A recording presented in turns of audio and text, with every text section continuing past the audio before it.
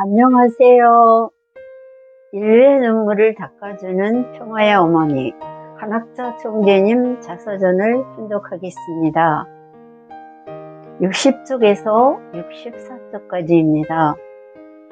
어둠의 시대, 주님을 맞기 위한 선택. 자, 이제부터는 외출할 때 이 신발을 신도록 해요. 이게 무슨 신발이에요? 하이힐이라는 것이다. 일제강점기의 시골에서 하이힐은 좀처럼 보기 어려운 신식물관이었습니다. 그럼에도 홍해일 외할아버지는 몸소 시장에서 하이힐을 사다가 집안 여자들에게 나눠줄 만큼 근대 문물을 자유롭게 받아들였습니다. 그 정도로 의식이 깨어 있었습니다. 키가 크고 친근감 넘치는 호남형인데다 생각 역시 진취적이어서 사람들의 존경을 한몸에 받았습니다. 유교 전통이 엄격한 집안에서 자라났음에도 시대를 앞서가는 분이었습니다. 내가 초등학교를 졸업할 무렵 처음 문선명 총재를 보고는 마음속으로 외할아버지와 꼭 닮았다고 생각했습니다. 그래서 문 총재가 전혀 낯설지 않았습니다. 조은모 외할머니는 작고 예쁜 용모에 부지런하고 활동적인 신여성이었습니다. 읍내의 평안상이라는 가게를 열고 재봉틀을 팔아 살림을 꾸려갔습니다. 때로는 고장난 재봉틀을 수리하는 일도 했습니다. 그 시절 재봉틀은 혼수품의 첫 번째로 꼽힐 만큼 귀하고 비싼 기계였습니다. 하지만 외할머니는 시집가는 새새끼들에게 싼 값으로 팔아 사람들의 칭송이 자자했습니다.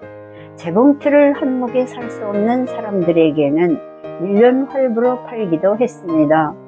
나를 얻고 할부금을 받으러 이 마을 저 마을로 다닌 덕분에 어린 나는 외할머니 등에서 세상을 차츰 배워나갔습니다.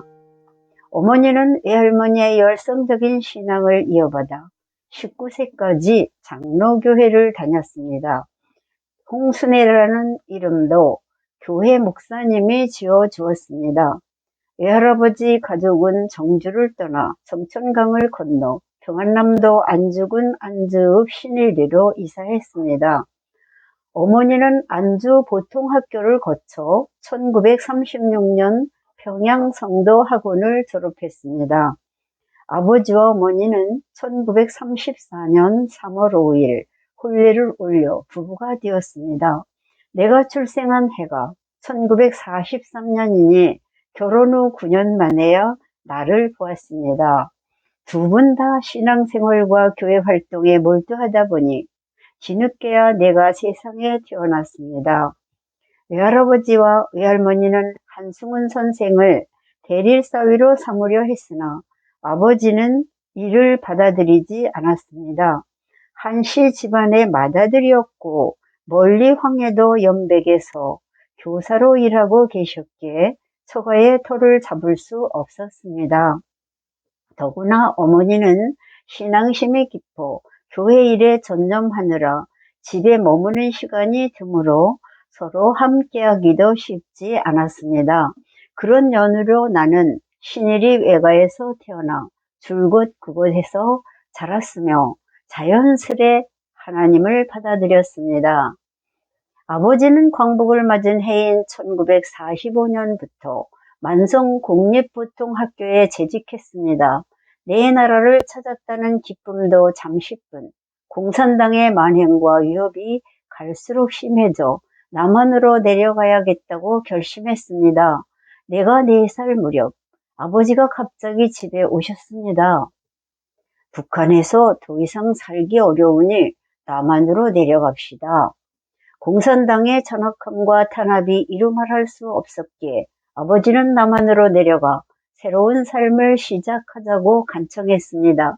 어머니는 잠시 망설일 수밖에 없었습니다. 그때 어머니는 재림 주님을 만나겠다는 일념으로 열심히 신앙생활을 했으나 주님을 만나면 어떻게 하겠다는 구체적인 계획은 없었습니다. 오로지 주님을 만나야 한다는 간절함이 가득했기에 아버지의 간청에 어머니는 골똘히 생각에 잠겼습니다. 주님을 만나기 위해 뜻길을 가는 것이 옳을까? 아니면 평범한 가정주부의 삶을 사는 것이 옳을까? 그 갈림길에서 인간적인 고민을 했지만 드디어 마음속에 결심이 서자 남편에게 단호히 말했습니다. 핍박에 굴하지 않고 이 땅에서 주님을 맞이할 신앙길을 지켜가겠어요. 어머니의 거절은 아버지에게는 참으로 뜻밖이었습니다. 하지만 그 시절 평양은 동양의 예루살렘이라 불릴 만큼 기독교가 부흥하던 곳이었습니다. 많은 기독교인들이 재림 메시아를 맞을 준비를 하는 성스러운 곳이었습니다. 성경의 재림 주님은 구름을 타고 온다고 쓰여 있었으나 평양의 신령 집단은 육신을 쓰고 오신다고 믿었습니다. 어머니 역시 재림 주님은 육신을 지닌 인간으로 오신다고 믿었습니다. 그동안 외할머니를 통해 믿음을 신실히 했고 새 예수교에 다니며 헌신한 어머니는 충실한 메시아 집안으로서 사명을 다하겠다고 결심했습니다. 아버지는 남편이자 아비로서 인륜의 도리를 다하고자 했으나 하늘의 섭리는 끝내 가족을 헤어지게 했습니다. 대문을 나서는 아버지의 뒷모습을 보며 어린 나는 마지막은 아닐 것이라 생각했건만 그것이 내가 마지막으로 본 아버지의 모습이었습니다. 홀로 남한으로 내려온 아버지는 40여 년 동안 16곳의 학교를 거치면서 온전히 교육에 헌신하셨고 교장 선생님을 마지막으로 교직에서 물러났습니다. 그리고 1978년 봄 평화스럽게 하나님의 품에 안기셨습니다. 아주 훗날 통일교 세계본부를 경기도 청평에 건설할 때 그곳에 있는 미원초등학교에 아버지가 봉직했다 하셨다는 사실을 알고 나는 하늘이 인도하신 역사라 생각했습니다.